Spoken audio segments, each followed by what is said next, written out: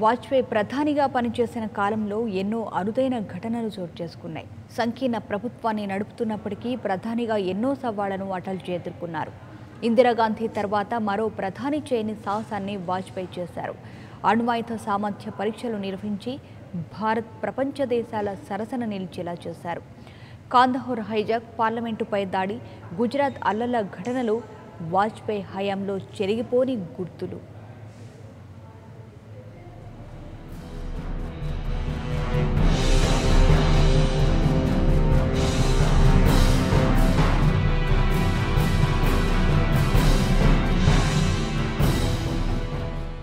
ప్రధానిగా అనూహ్య పరిణామాలను ఎదుర్కొన్న వాజ్పేయి ఎప్పుడూ కూడా ధైర్యాన్ని వీడలేదు, సంచలనాలకు వెరవలేదు. దేశాన్ని సురక్షితంగా ఉంచేందుకు తీసుకోవలసిన అన్ని చర్యలను తీసుకున్నారు.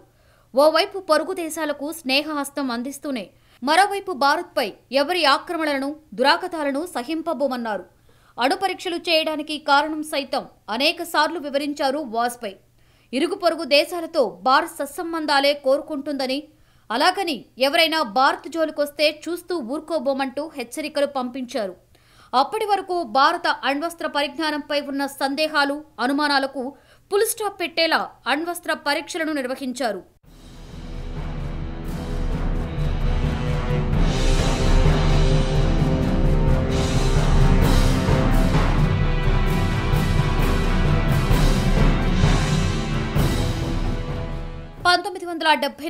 తొలిసారిగా పోఖ్రాన్-1 అణుపరీక్ష జరిపిన భారత్ తిరిగి 24 ఏళ్ల తరువాత 1998 మే నెలలో రాజస్థాన్లోని పోఖ్రాన్ ఎడారిలో 5 భూగర్భ అణు పరీక్షలను నిర్వహించింది.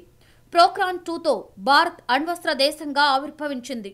వాజ్పేయి ప్రభుత్వం ఏర్పడిన నెల రోజులలోనే ఈ పరీక్షలు జరగడం విశేషం.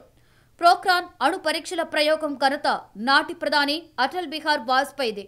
ప్రపంచ దేశాల నుండి హెచ్చరికలు వస్తున్నప్పటికీ వేటిని లెక్క చేయకుండా ఉక్కు నిర్ణయం తీసుకున్నారు వాజ్పేయి. అణు పరీక్షల తర్వాత చుట్టుపక్కల దేశాలన్నీ కూడా భారత్ అంటే భయపడే పరిస్థితి కలిగింది. ప్రపంచ దేశాలు ఏం చేస్తున్నాయని పసిగట్టే అమెరికా నిఘా విభాగానికే ఆనవాళ్లు దొరకకుండా అణు పరీక్షలను చేయించిన ఘనత వాజ్పేయి సర్కార్ది.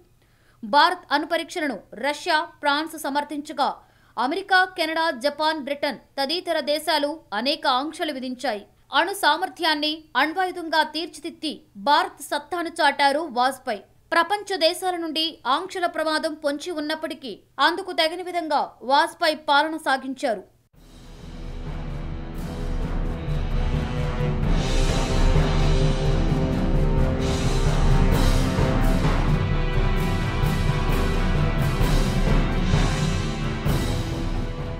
మూడోసారి ప్రధానిగా బాధ్యతలు చేపట్టిన కొద్ది రోజులకే, అంటే డిసెంబర్ 24, 1999లో కాఠ్మండు నుండి న్యూఢిల్లీకి రావాల్సిన ఇండియన్ ఎయిర్లైన్స్ విమానం 814ను తీవ్రవాదులు హైజాక్ చేయడంతో పెద్ద సంక్షోభం తలెత్తింది. హైజాకర్లు భారత జైళ్లలో మక్కుతున్న మౌలానా మసూద్ అజహర్, ముస్కత్ అహ్మద్ జర్కర్, అహ్మద్ ఒమర్ సయ్యద్ షేక్ అనే 3 తీవ్రవాదులను విడిచిపెట్టాలన్న డిమాండ్ను ప్రభుత్వం ఆమోదించవలసి వచ్చింది. నాటి విదేశాంగ మంత్రి జస్వంత్ సింగ్ ఆఫ్ఘనిస్తాన్ వెళ్లి తీవ్రవాదులను అప్పగించి ప్రయాణికులను విడుదల చేయించిన ఘటన వాజ్పేయి హయాంలోనే జరిగింది. ఆ ఘటన తరువాత 3 తీవ్రవాదులు సృష్టించిన మారణ హోమాలు అన్ని ఇన్ని కావు. వాజ్ పాలనపై చెరగని మచ్చగా ఆ ఘటన మిగిలింది.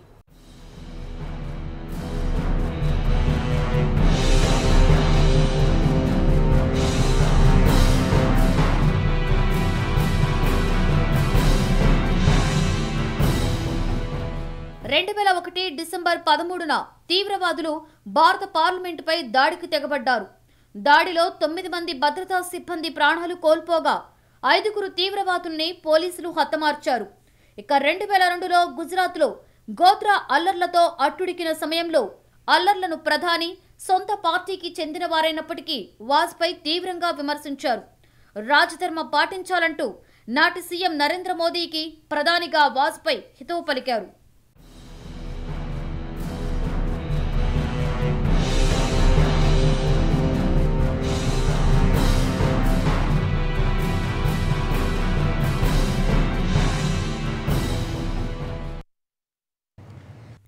For more updates, please subscribe 99 TV Telugu.